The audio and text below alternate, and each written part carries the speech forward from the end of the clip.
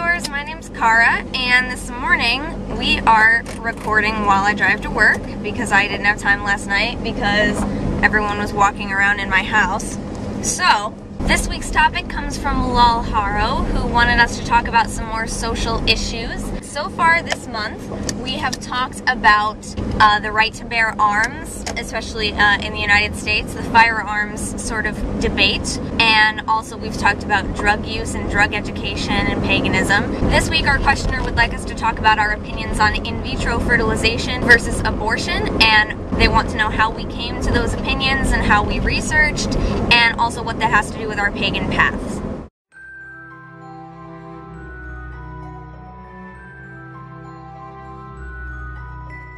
First of all, the wording of IVF, which is short for in vitro fertilization, versus abortion doesn't make much sense to me because they are of opposing goals. They're not two things that are competing with one another for the same idea. They're opposites. IVF, for those who don't know, is a method of becoming pregnant where they fertilize the egg outside the body, and then usually they do some screening to make sure that they're not implanting the expectant mother with an unhealthy fetus, and then they implant afterward. And so it's usually for people who have been trying to become pregnant and just can't seem to do it the natural way.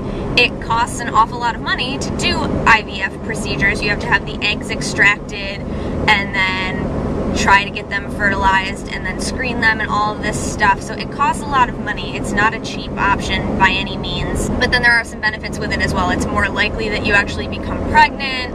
You can screen for things, so people who are genetically predisposed to a condition that they don't want their child to have to live with may choose to use IVF so that they can screen to make sure their child doesn't have such and such disease or disorder.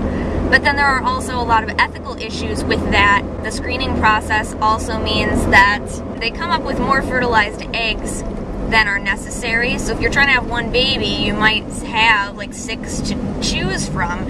And then the screening process, if some of them have disease or whatever, then that eliminates those. So there's this kind of idea that you're picking and choosing which baby you want, and some people have issues with that. There's also the idea that you're screening for diseases, yes, but some things that they screen for are things that people can live long and happy and healthy lives with.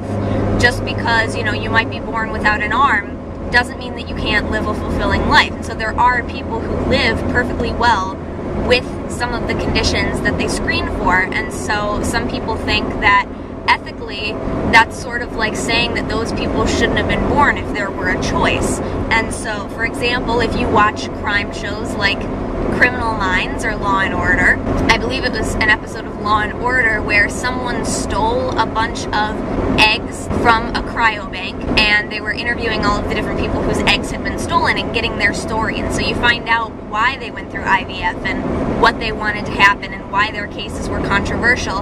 And there was a dwarf woman who, her case was controversial because they were screening so that they would have a baby with dwarfism because they wanted a dwarf baby. They were a dwarf family and they wanted a child who would be a small person, and some people had an issue with that because technically dwarfism is a disease or disorder, so they thought, why would you want to have your child live with this? But they said, we live with this, we're fine, you know? So it's just that kind of idea. And then of course, on the entire other side of this spectrum, you have abortion, which is aborting a pregnancy that is already in progress. And I think we all know the ethical issues with that. There's debate everywhere. You really can't get away from people's opinions on abortion. And I was texting Rich last night when he did his video, and he was telling me how he really doesn't have a lot of knowledge of this stuff. He's not a woman, number one, and I don't mean to make this about sex or gender, but really, if you're not going through it or have a partner who's at least going through it, there's not a lot that you can know about it. And so I happen to be female, so I have a little bit more stake in the matter, but I'm also not seeking to become a parent, is the other thing that Rich said. He's not thinking about children right now, so these issues are not really in the forefront of his mind. Addressing the next part of the question first, how did I come to my opinions and how did I research? I actually learned the things that I know about in vitro fertilization in a couple of courses that I took in undergraduate school, in college. And I was lucky enough to be able to get into a nursing course where I took a course about narrative bioethics that I wanted to take.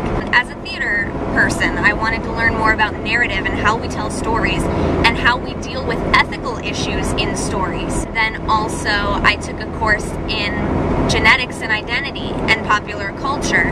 And so I think that's actually the one where I first learned about IVF, because we were reading things about it, watching things about it. I actually was looking for my notes last night so that I could like refresh my memory from what I learned, but I couldn't find that. So this is just the stuff that I remember about the debates that we had in class. So like I said, I don't think it's IVF versus abortion, because they're looking at two different things. One, you're trying to get rid of a pregnancy you already have, and the other one, you're trying to get pregnant. So I don't see them as versus each other at all.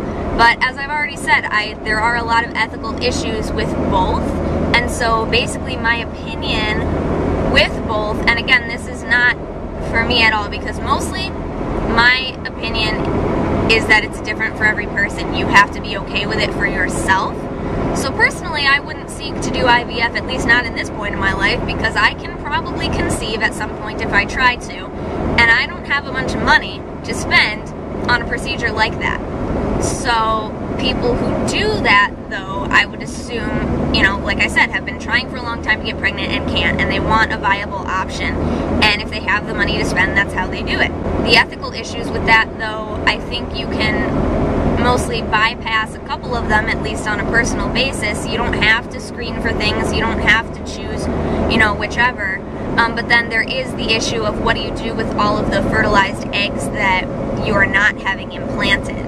Do you donate them? Do you have someone else adopt them? What do you do with them? And then with abortion, there's not really any of that stuff left over, but you do have sort of everyone else's opinion and the whole debate, and maybe your own opinion as well. Maybe you have a strong opinion about this, about whether it's destroying a life that is already in progress, you know, or things like, are they a person at that point? When does life begin? At conception or at birth, or all of that? And I won't give you my opinion on any of that, because it's not something that I've thought about quite as much, and I know that it's so important to people, but I can tell you that overall, in my opinion, whether it's choosing to do IVF, choosing to have an abortion, whatever, I just gave it away, I'm pro-choice, because for me personally, and I say this to people all the time, if I were to have an unwanted or unexpected pregnancy, and I had to go and choose whether or not I would get an abortion, I personally, knowing myself, again, I've never been in this position yet, the position of being pregnant, because hopefully someday I will be, but when I would like to be. I've never been in this position, so I can't know, but I think that knowing myself, I would choose to have the baby. But the thing is that I'm able to make that choice. And I don't want this to be really political. See, this is what I hate about talking about politics, because people get really super intense about things, but that's how I feel about it. Even if every woman in the world would choose to have the baby, the important thing to me is that we have that choice, that we have the ability to sit there and weigh the pros and cons and come to that decision. And to me, that almost means even more for the child, knowing, you know, my mom had the choice of whether or not she wanted to keep me, and she did. Now, what happens for those who, you know, they chose to have the abortion? Well, I would like to think that it's because of some very important issues within their life that having the baby was not the best option, or having the baby and giving it up for adoption is another option. A very dear friend of mine was unexpectedly pregnant and considered abortion, and then considered adoption instead, because she didn't think she could go with abortion, but she thought, I'll put the baby up for adoption. And then throughout the process, of course, she ended up deciding that she would keep the baby, and which was a great thing. We love her so much. I couldn't imagine my life without this child, you know, it's not even my child, so I know that my friends are so much happier with the fact that they kept the baby, but again, the fact that the choice was involved, I think, has so much to do with that story. And I'm a storyteller. But, you know, either way, the important thing to me is that we have the choice, because either way, if no one was allowed to keep their baby and they all had to be aborted, or if no one was allowed to have the choice, everyone had to have the baby every time they got pregnant, I don't think either of those are a very nice place to be, just mentally. Not having the choice is the thing that bothers me. So it would be the same thing for IVF. You can choose whether to go ahead and live with the fact that you may not be able to have a child, or you can choose to pay all this money and go through all this process to have a baby through IVF. Another option, of course, is adoption, which I think that people should utilize a lot more.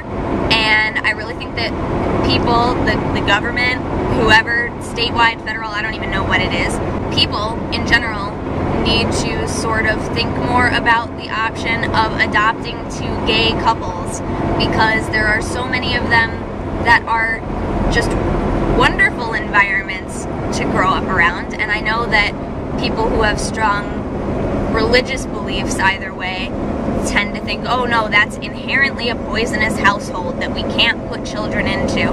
But you've probably seen those political cartoons where there's like a gay couple that's all well prepared for life and well-to-do, and they're healthy and they're happy and they have the money and they have the room, and they're not allowed to adopt a kid. And then there's a picture of like a heterosexual couple that already has like 6 or 7 kids, and they're living in a tiny little apartment, and they don't have money, and they're on welfare and all this stuff. They can't support these kids, and yet they have all these kids and they're allowed to adopt. Or even if they don't necessarily have all these kids already, it's you know, it's just generally this idea that people can either be well-to-do or not.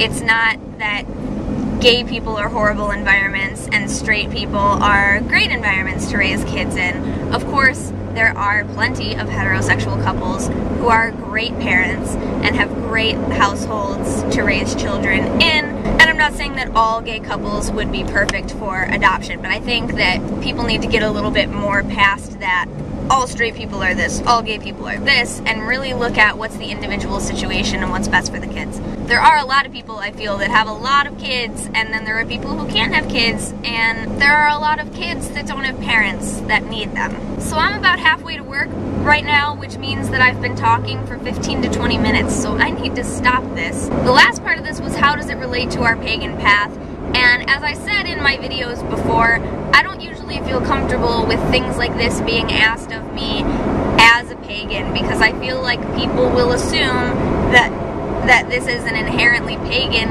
opinion and all pagans feel this way, etc. I don't feel comfortable with that notion, so please know that my opinions of this might have something to do with my life as a pagan, because obviously there are ways that I think about the world that reflect the fact that I am a pagan and reflect these opinions. So I'm not saying they're totally separate, because they're not, but it's not an inherently religious opinion to me. So not every pagan will agree with me, and I know actually some pagans who definitely don't agree with me, and that's fine. So I'm not saying that it has nothing to do with my path, but I'm saying just please don't assume that I'm saying this is how pagans should believe about these things, because I don't like when people tell me how I should believe as a pagan, so I try not to do that to them.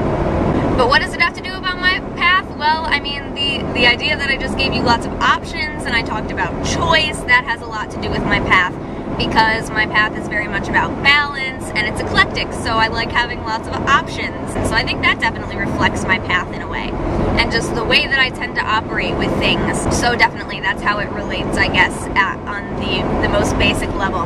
So I will talk to you guys next time. I don't remember if I have one more week before subs week or if next week is for the subs. But either way, I will see you soon. Thank you so much for watching and being with us through all these years. This is just so exciting. And I will see you next time. Don't forget to be awesome, blessed be, and goodbye.